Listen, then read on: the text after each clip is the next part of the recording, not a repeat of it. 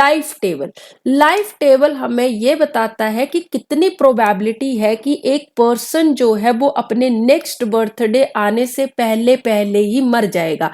तो हम सिंपल भाषा में ये कह सकते हैं कि प्रोबेबिलिटी ऑफ डेथ जो है उसी को लाइफ टेबल कहा जाता है।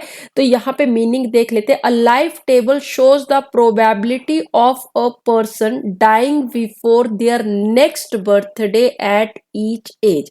लाइफ टेबल किस लिए यूज किए जाते हैं? टू कैलकुलेट लाइफ एक्सपेक्टेंसी, और ये समरी है which measure how long people are expected to live.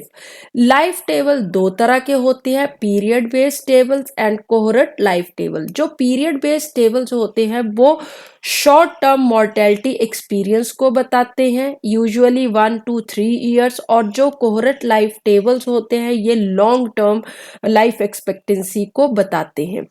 जो कोहरेंट लाइफ टेबल है, this table follow a group of people from birth until they all die, recording the number of people alive at each birthday and the number of deaths in the following year. अब हम समझेंगे कि life table में जो calculations की जाती हैं वो कैसे की जाती हैं, और दूसरा यहाँ पे जो डिफरेंट डिफरेंट टर्म्स यूज की जा रही हैं उनका मतलब क्या है। तो सबसे पहला कॉलम में है एज, दूसरा है स्मॉल एल एक्स, थर्ड है डी एक्स, नेक्स्ट कॉलम में है क्यू एक्स, नेक्स्ट कॉलम में पी एक्स, उससे नेक्स्ट कॉलम में है कैपिटल एल एक्स, और उससे नेक्स्ट कॉलम में है टी एक्स, और उससे नेक्स्ट कॉलम में है ई नॉट एक्स। अब हम यहाँ पे समझेंगे कि इन टर्म्स का मतलब क्या है। ये है सेकंड कॉलम में L X, small L X, number of person living at age X year. इसका मतलब कि कितने लोग जो हैं एक पर्टिकुलर एज के हैं। यहाँ पे सपोज एज ले लेते हैं 5 ईयर्स, तो 5 ईयर्स के सपोज यहाँ पे 20 लोग ले लेते हैं, तो यहाँ पे जो एज 5 है उसके कितने लोग प्रेजेंट है? 20, मतलब 20 लोग ऐसे हैं जो 5 साल के हैं, तो वो क्या होगा? L X. उसके बाद आता है D X, number of person at age X who dies before reaching X plus 1।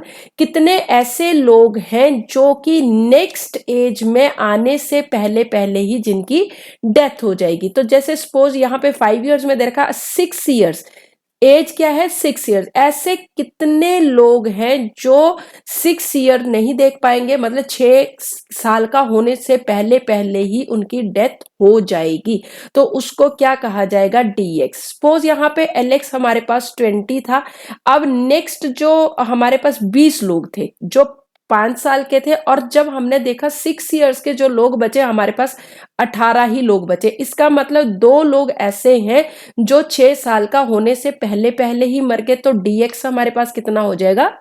2 हो जाएगा। तो dx किस तरह से कैलकुलेट करेंगे? lx जो है उसमें से माइनस lx प्लस 1 जो है वो माइनस कर देंगे, मतलब 20 लोग थे 5 साल के, और 18 लोग जो हैं वो 6 साल के। तो इसका मतलब 2 लोग ऐसे हैं जो 6 साल का होने से पहले पहले जिनकी डेथ हो गई, वो हो गया हमारे पास dx। उसके बाद आता है क्यू एक्स। क्यू एक्स का मतलब क्या है? मॉर्टेलिटी रेट या probability that a person of age X will die. कितनी प्रोबेबिलिटी है कि एक पर्सन जो है वो पर्टिकुलर एज में मर जाएगा, उसको कहते हैं क्यू एक्स। सपोज 5 साल के जो लोग हैं वो 20 लोग हैं। अब कितनी प्रोबेबिलिटी है कि ये 5 साल के जो लोग हैं वो 5 साल की एज में ही मर जाएंगे, तो उसको क्या कहा जाएगा? Probability that a person of age X will die, तो उसको कहा जाएगा क्यू एक्स। सपोज यहाँ पे हमारे पास क्यू एक्स कितनी है प्रोबेबिलिटी है मॉर्टेलिटी रेट की? तो वो है सपोज 0.75। तो अब px क्या हो जाएगा? px सर्वाइवल रेट की प्रोबेबिलिटी होगी, तो 1 माइनस 0.75 कर देंगे, 1 माइनस क्यू एक्स, तो 0.25 प्रोबेबिलिटी ऑफ सर्वाइवल हो जाएगी। उसके बाद आएगा lx। lx क्या है? कैपिटल lx जो है वो क्या है? Average number of person living between the age x and x plus 1। कितने ऐसे लोग हैं एवरेज उनका कि x एंड x प्लस 1 के बीच में जितने भी लोग हैं उनका एवरेज। तो एवरेज कैसे निकाला जाएगा? Capital LX plus LX plus 1 divided by 2, तो ये एवरेज निकल जाएगा।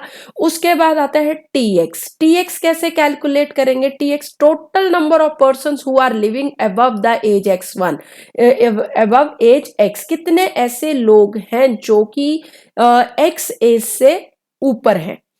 तो यहां पे किस तरह से कैलकुलेट किया जाएगा? LX plus LX plus 1 plus LX plus 2 and so on. तो इस तरह से हम कैलकुलेट कर सकते हैं। और E0X कैसे कैलकुलेट किया जाएगा? TX को डिवाइड कर देंगे स्मॉल LX से, तो हमारे पास क्या आ जाएगा? यहाँ पे E0X आ जाएगा। इसको एक हम क्वेश्चन से भी, न्यूमेरिकल से समझ लेते हैं इस टेबल को। अब हमारे पास यहाँ पे ये टेबल दे रखा है जिसमें एज दे रखी है 35 एंड 36, LX दे रखा है 9345 एंड 9243। उसके बाद DX हमें कैलकुलेट करना है। यहाँ पे QX 35 ईयर्स में भी और 36 ईयर्स दोनों में कैलकुलेट करना है। PX भी दोनों में कैलकुलेट करना है, 35 ईयर्स में, 36 ईयर्स में। LX जो है वो भी 35 36 ईयर्स दोनों में कैलकुलेट करना है। TX जो है 36 ईयर्स की एज में कैलकुलेट करना है। और E0X 35 और 36 ईयर दोनों में ही कैलकुलेट करना है। तो स्टार्ट करते हैं इस क्वेश्चन को कैसे सॉल्व करेंगे। अब हमारे पास D35 हम कैसे निकालते हैं? इसका मतलब D35 किस तरह से निकालेंगे? अगर LX में से LX प्लस 1 हम माइनस कर दे तो LX जो है स्मॉल LX हमारे पास जो है वो है 9345 और जो LX प्लस 1 है वो कितना है? LX प्लस 1 है हमारे पास 9243।